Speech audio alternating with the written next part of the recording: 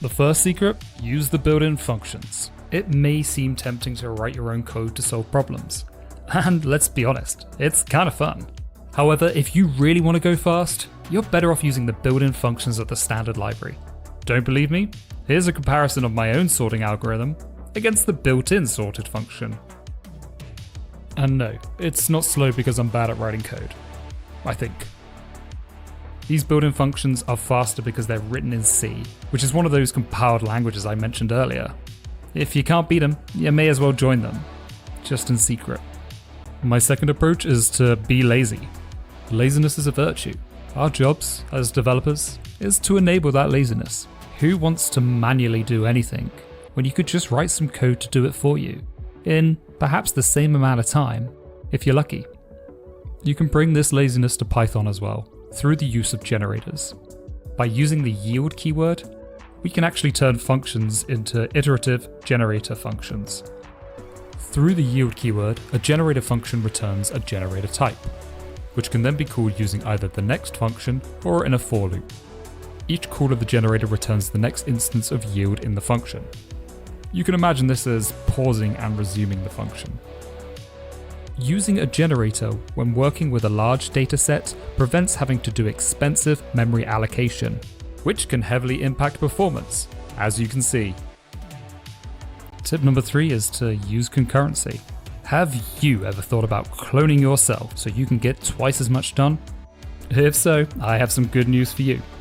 In computer science, we refer to that as concurrency. Not all problems can be solved concurrently, but there are a good number that can. The ones that really can are known as embarrassingly parallel.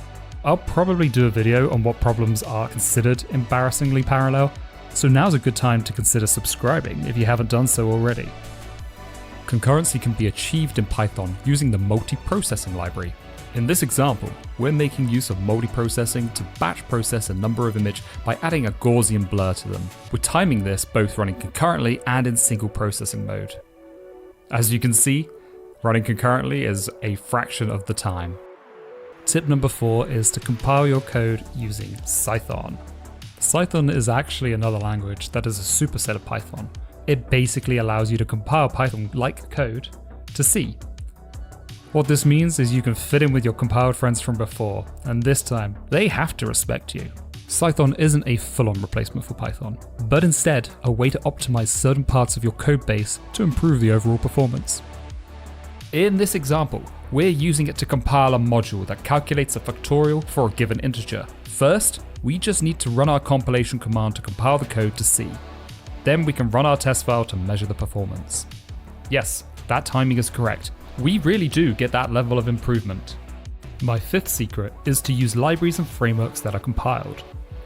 You may not know this already, but I actually just heard that compiled languages tend to be more performant. Well, just like the standard library, there are a number of other frameworks we can use to improve this performance.